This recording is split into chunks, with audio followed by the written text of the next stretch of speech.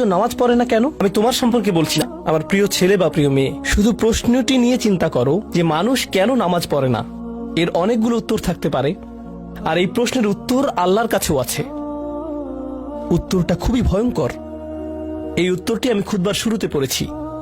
তিনি বলেন, ফালা সাদ্দাকা ওয়ালা সাল্লা ওয়ালাকিন কাযযাবা ওয়া তাওয়াল্লা। সে আসলে সত্য গ্রহণ করেনি এবং সে নামাজও পড়েনি। তিনি কাফের সম্পর্কে বলছিলেন।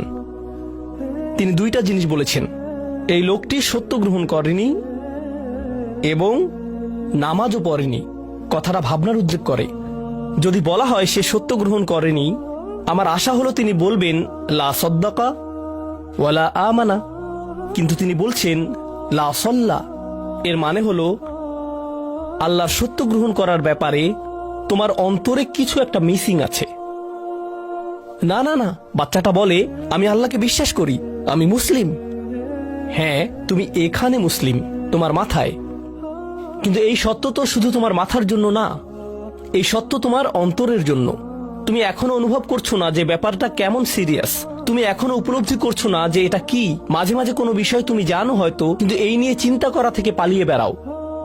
এটা সত্য, তুমি জানো বিষয়টা কিন্তু চিন্তা করতে চাও না।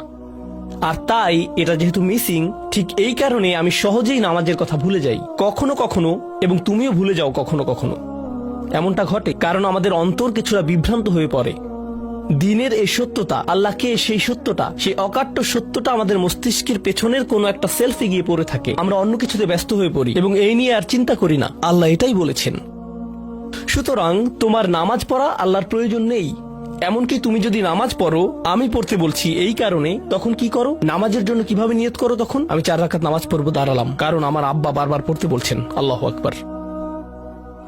নবী সাল্লাল্লাহু আলাইহি সাল্লাম আমাদের বলেছেন, নিয়ত সঠিক না হলে কাজের কোনো মূল্য থাকে না। ইন্নামাল আমালু বিন্নিয়াহ, ইন্নামাল আমালু বিন্নিয়াত। এমনকি যদি তুমি কাজটা করেও থাকো কিন্তু তোমার নিয়ত ছিল আমি শুধু তোমাকে বিরক্ত করি, এটাই তোমার নিয়ত, তখন এই নামাজ আমার যেমন কোনো উপকার করবে না, ঠিক তেমনি তোমারও কোনো উপকার করবে না। তোমার সত্যিকারের আন্তরিক নামাজ থেকে একমাত্র যে উপকৃত হবে সে হলো তুমি নিজে।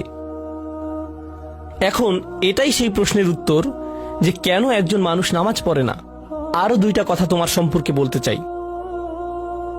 তার মাঝে একটা হলো নামাজ পড়ার উদ্দেশ্য কি, কোন কারণে পড়ব। কারণ তুমি হয়তো ভাবছো নামাজ পড়ার উদ্দেশ্য হলো তুমি যেন জাহান্নামে না জ্বলো।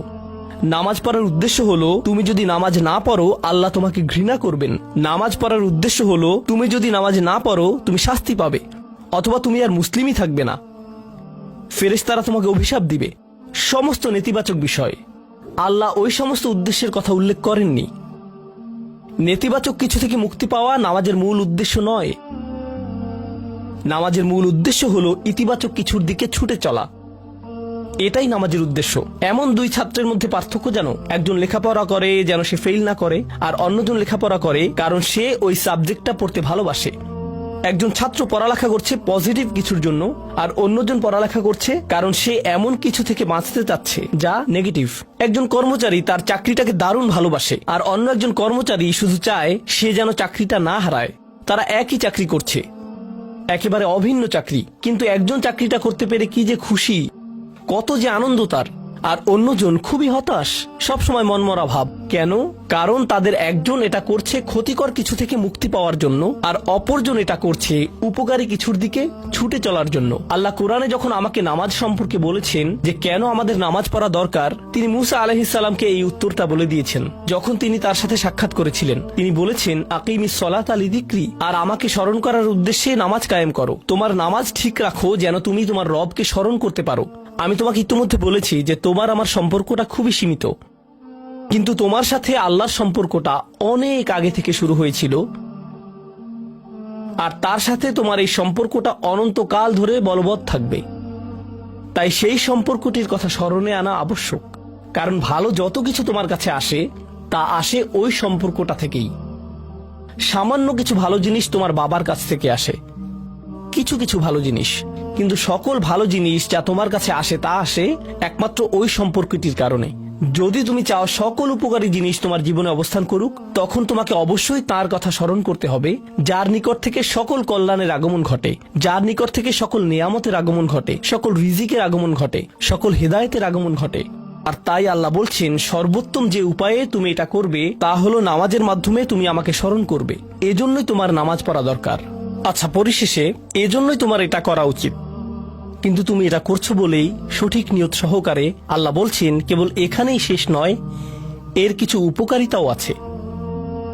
কিছু ভালো জিনিস তোমার পথে আসবে যখন তুমি সত্যি সত্যি আল্লাহকে স্মরণ করবে। যখন তুমি আল্লাহকে স্মরণ করবে যেভাবে তিনি চান সেভাবে, আর যে উপায়ে তিনি চান তা হলো এই নামাজগুলোর মাধ্যমে। তুমি যদি এটা করতে পারো, আল্লাহ বলছেন ইন্না সলাতা তানহা আনিল ফাহশাই ওয়াল মুনকার। এমনকি এই আয়াতেও ওয়ালা যিকরুল্লাহি আকবার, তিনি বলছেন নামাজের মধ্যে এই উপকারটি আছে যে এটা তোমাকে অশ্লীলতায় পড়ে যাওয়া থেকে রক্ষা করবে। কারণ অশ্লীলতা তোমার চারপাশে বিরাজমান, আর আমি প্রিয় পুত্র তোমাকে এটার সম্মুখীন হওয়া থেকে রক্ষা করতে পারবো না। অশ্লীলতা তোমার ফোনে, অশ্লীলতা তোমার স্কুলে, অশ্লীলতা তোমার বন্ধুদের মাঝে, অশ্লীলতা ঈদের অনুষ্ঠানে, যখন কোনো কর্নারে গিয়ে বন্ধুদের সাথে আড্ডা দাও, অশ্লীলতার উপস্থিতি তুমি সর্বত্র দেখতে পাবে। প্রতিবার যখনই তুমি অশ্লীলতার দিকে এগিয়ে যাবে, তোমার অন্তর ক্ষতিগ্রস্ত হয়ে পড়বে। আর আল্লাহ বলছেন যদি তুমি এই নামাজগুলো আদায়ে যত্নবান হও, এগুলো তোমাকে অশ্লীলতার করাল গ্রাস থেকে রক্ষা করবে। একবার যদি তুমি অশ্লীলতায় ডুবে যাও, তখন তুমি হয়ে পড়বে যেমন তুমি যদি দূষিত বাতাসে নিঃশ্বাস নাও, প্রথম প্রথম তোমার কাশি আসবে, কিন্তু যদি এতে বেশিক্ষণ অবস্থান করো, একসময় এতে তুমি অভ্যস্ত হয়ে পড়বে। অশ্লীলতাও ঠিক এরকম, এতে আকণ্ঠ নিমজ্জিত থাকলে একসময় এটাকে আর বড় অপরাধ বলে মনে হবে না, নিজেকে এর থেকে রক্ষা করার কোনো গরজ অনুভব করবে না আর, কারণ তোমার প্রতিরোধ ব্যবস্থা দূষিত হয়ে গেছে। এরপর তুমি এমনকি আরো বিষাক্ত আচরণের জন্য প্রস্তুত হয়ে যাবে, এমনকি আরো জঘন্য বিষয় ওয়াল মুনকার, এমনকি আরো ঘৃণ্য কাজও তোমার দ্বারা সম্পন্ন হয়ে যেতে পারে। অধপতনের অতল গহ্বরে হারিয়ে যাওয়া থেকে এই নামাজগুলো তোমাকে রক্ষা করবে। এই জন্যই তোমার নামাজ পড়া দরকার। এই সমস্ত কারণেই তোমার নামাজ পড়া প্রয়োজন। আমি বলেছি এই জন্য না। এই সমগ্র ভ্রমণের শেষে সিদ্ধান্তটা সম্পূর্ণরূপে তোমার। কারণ আল্লাহ হয়তো আগামীকালই আমাকে নিয়ে যেতে পারেন, আল্লাহ হয়তো আমাকে 1 বছরের মধ্যেই নিয়ে যেতে পারেন। তোমার এবং আমার মাঝে যে এই সম্পর্কটা বর্তমানে আছে, এমনকি যদি আমরা 100 বছরও বাঁচি, আমরা এর চেয়ে বেশি বাঁচতে পারবো না। একটা সময় আছে যখন এর সমাপ্তি ঘটবে, কিন্তু ওই সম্পর্কটি, তুমি যদি সত্যিই ওই সম্পর্কটি সম্মান করতে চাও, নামাজ পড়ো। তোমার প্রতি এটাই আমার উপদেশ। এখন আমি পিতামাতার উদ্দেশ্যে কথা বলবো। এটা হবে ছোট্ট একটা রিমাইন্ডার আমার জন্য এবং আমাদের সবার জন্য, আমাদের পিতামাতাদের জন্য। সন্তানাদি আল্লাহ প্রদত্ত একটা নিয়ামত। তাদেরকে এজন্য দেওয়া হয়নি যেন আমরা তাদের নিয়ন্ত্রণ করতে পারি। যত বেশি আমরা তাদেরকে নিয়ন্ত্রণ করতে চাইব, তত বেশি হতাশ হব সকল অবস্থাতেই। আমি দেখেছি এমনটা, বিশেষ করে যে পরিবারগুলো তাদের সন্তানদের দিনের সুরক্ষা করতে চায়, তারা যত বেশি সন্তানদের উপর জোর করে দিন চাপিয়ে দিতে চায়, তত বেশি ওই ছেলেমেয়েগুলো অদ্ভুত সব উপায়ে বিদ্রোহ প্রকাশ করে। কারণ যে বিষয়টা আল্লাহ চান আপনি তাদেরকে প্রদান করুন, আপনার ছেলে মেয়েদের কাছে আপনার যে সুযোগ আছে সেটা তাদেরকে আপনার আদেশ নিষেধ মানতে বাধ্য করার জন্য নয়। সুযোগটা এই জন্য দেয়া হয়েছে যেন আপনি তাদেরকে এমন সব বিষয়ে চিন্তা করাতে পারেন যা শুধু আপনার পক্ষেই চিন্তা করানো সম্ভব। তাদেরকে এমন সব বিষয়ে পছন্দ করাতে পারেন যা শুধু আপনার পক্ষেই পছন্দ করানো সম্ভব।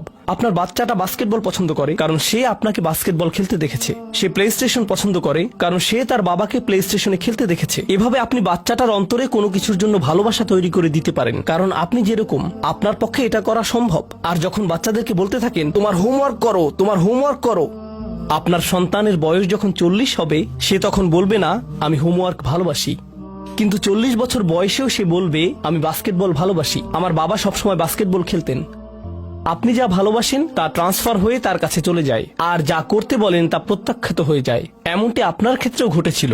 আপনার ছেলে মেয়েদের কথা ভুলে যান, আপনার নিজের বাস্তবতাও এটাই। আপনার বাবার কিছু কিছু জিনিস যে আপনি এখনো পছন্দ করেন তা ভালোবাসার মাধ্যমে আপনার নিকট ট্রান্সফার হয়েছিল, আর আপনার বাবার ওই ব্যাপারগুলো আপনি অপছন্দ করতেন যা তিনি জোর করে আপনাকে গেলাতে চেয়েছিলেন। এখানে উপবিষ্ট প্রত্যেকের বাস্তবতা এটাই, শুধু সেগুলোই গ্রহণ করেছি যেগুলো ভালোবাসার মাধ্যমে হস্তান্তরিত হয়েছিল। ঠিক এই ইশারাটাই আমাদের পিতামাতাদেরকে দেয়া হয়েছে সূরাতুল ইসরার এই আয়াতে, রব্বির হামহুমা কামা রব্বায়ানি সগীরা। রব্বাইয়ানি মানে যখন তারবিয়া ব্যবহার করা হয় একটি চারা গাছ বড় করার জন্য আপনাকে চারা গাছটির যত্ন নিতে হবে, এর সযত্নে প্রতিপালন করতে হবে। গাছটির প্রতি চিৎকার চেঁচামেচি করলে তো হবে না, তাড়াতাড়ি বড় হও, তাড়াতাড়ি লম্বা হও। আপনার একে সময় প্রদান করতে হবে। অনেক সময় পোকামাকড় এসে এর পাতাগুলো খেয়ে ফেলতে চাইবে, আপনাকে তখন পোকামাকড় সরিয়ে দিতে হবে। কখনো কখনো একটু কঠোর আচরণ করতে হবে, শুধু অতটুকুই যেন পোকামাকড়গুলো দূর হয়ে যায়। এরপর আবারও এতে পানি দিতে হবে। আমাদের বাচ্চাদের সাথে আমাদের উদাহরণটা ঠিক এমনই। ঠিক এ কারণেই আমরা আমাদের মাতা পিতার জন্য এই দোয়াটা করি। আমি দোয়া করছি আল্লাহ যেন আমাদের সন্তানদেরকে হেদায়েত দান করেন, যা শুধু তার পক্ষেই দেয়া সম্ভব। দোয়া করছি আল্লাহ তাদের অন্তরে ইস্তিকামা প্রদান করুন, যেন তারা তাদের জীবনের সঠিক সিদ্ধান্ত নিতে পারে। আরো দোয়া করছি আল্লাহ তাদেরকে ইব্রাহিম আলাইহিস সালামের দোয়ার মতো করুন, যা তিনি আমাদের সবার জন্য করেছিলেন। রব্বি জাআলনি মুকিমাস সলাতি ওয়া মিন যুররিয়াতি, হে আমার রব, আমাকে সালাত কায়েমকারী বানান এবং আমার বংশধরদের মধ্য থেকেও। আল্লাহ তাআলা এখানে উপস্থিত পিতামাতাদেরকে, আমাকে সহ সবাইকে এমন দৃষ্টান্তে পরিণত করুন যে আল্লাহকে ভালোবাসে এবং যে নামাজকে ভালোবাসে, যেন আমাদের ছেলেমেয়েরা নামাজের প্রেমে পড়ে যায় আমরা যেভাবে নামাজকে ভালোবাসি তা দেখে। বারাকাল্লাহু লি ওয়া লাকুম ফিল কুরআনিল হাকিম।